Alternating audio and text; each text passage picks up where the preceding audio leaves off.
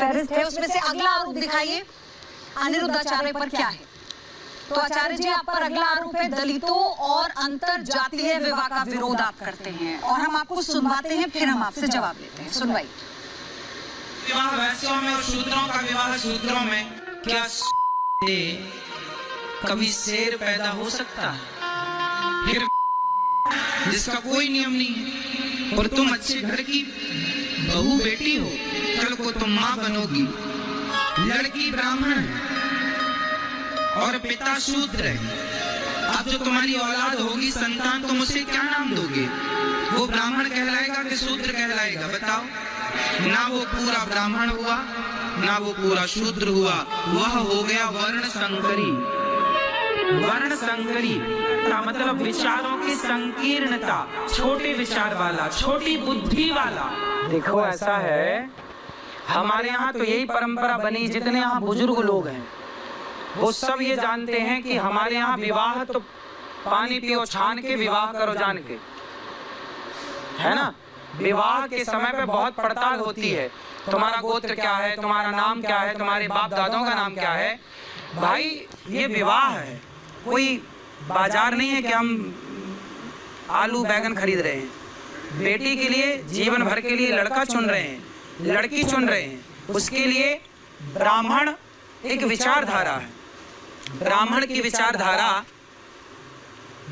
विचारधारा वाली लड़की हो, ब्राह्मण की विचारधारा वाला लड़का हो, तो दोनों का बढ़िया चलेगा। क्षत्रिय विचारधारा की लड़की हो, क्षत्रिय विचारधारा का लड़का हो, ये विचारधारा। ब्राह्मण क्या एक विचारधारा, क्षत्रिय क्या एक विचारधारा है, एक व्यवस्था है। और ये व्यवस्था क्या है कि ब्राह्मणों का विवाह ब्राह्मणों में, क्षत्रियों का क्षत्रियों में, वैश्यों का वैश्यों में। ये यदि हो गया तो क्या होगा? वर्ण संकरता फैलेगी। पुराणों में लिखा है कि वर्ण संकर सब भिन्न सेतु सब लोग, रामचरितमानस में उत्तरकांड में लिखी है ये बात कि भय वर्ण संकर सब। आज लगभग लोग वर्ण संकरी हो रहे हैं, और वर्ण संकरी जब होंगे तो क्या होगा? पितर तुम्हारे पानी नहीं लेंगे तुमसे।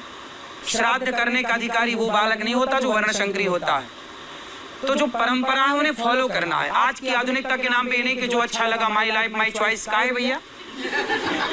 भाई थोड़ी कोई परंपरा भी है कि नहीं? यदि सारी चीजें माई लाइफ माई चॉइस में आ जाएंगी तो फिर परंपराओं का, संस्कारों का क्या होगा? तो वो चीजें भी तो आपको ही बचा के चलनी। सुनो, गुलाब होता है, यदि व्हाइट कलर के गुलाब को रेड कलर के गुलाब से मिक्स किया जाए, दोनों की कलम जोड़ी जाए, तो उससे जो गुलाब होगा ना वो तीसरे कलर का होगा।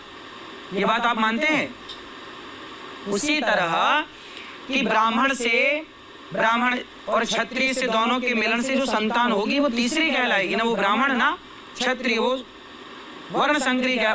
इस वर्ण संकरता से बचना है। आज हमारे देश में मुगल आए तो क्या मुगल स्त्रियों को लेकर आए थे? वो सारे मुगल आए और भारत की स्त्रियों पर अत्याचार किया, और भारत की स्त्रियों से उन्होंने संतान उत्पत्ति की, और फिर उनकी संतान आज जितनी है लगभग ये सारी वर्ण संकरी है। वो आज भारी है, वो परेशान कर रहे हैं पूरे देश में, दंगा और फसाद की स्थितियां उत्पन्न होती है कई बार। प्रश्न है महाराज जी इसी पॉइंट पे, क्योंकि भी एक सवाल मैंने पूछा था हिंदू खतरे में सनातन के लिए जुड़ना, एक साथ इकट्ठा होना। दूसरा पहलू आपने कहा कि आप समाज को तोड़ते हैं, ये आरोप आप पे लग गया। अगर सनातनी इकट्ठा है तो फिर आपके शब्दों से तो भी ऐसा लग रहा है कि आप जो है वर्णों में उसे बांट ले रहे हैं, जातियों में। मैं नहीं, जातियां कोई मैंने नहीं बनाई। वेदों में लिखा ब्राह्मणों से मुखमासीद बाहु राजन्यः कृता उरु तदस्य जद वैश्यः पदभ्यांगुं शूद्रो अजायत। ये मैंने नहीं बनाई। भगवान के मुख से ब्राह्मण, भुजाओं से क्षत्रिय, जंघाओं से वैश्य, चरणों से शूद्र का प्राकट्य हुआ। ये मैं नहीं कह रहा, वेद कह रहे हैं। तो जब व्यवस्था बनी है तो उस व्यवस्था को फॉलो की जाए ना। आप देखो वहाँ खड़े हैं, मैं यहाँ बैठा हूँ, ये व्यवस्था है। ये कैमरे वाले भैया वहाँ खड़े हैं, ये व्यवस्था। अब मैं जाके वहाँ कैमरा घुमाने लग जाऊँ तो कुछ ना आएगा। भाई जिसकी जो व्यवस्था है उसको रहने दो।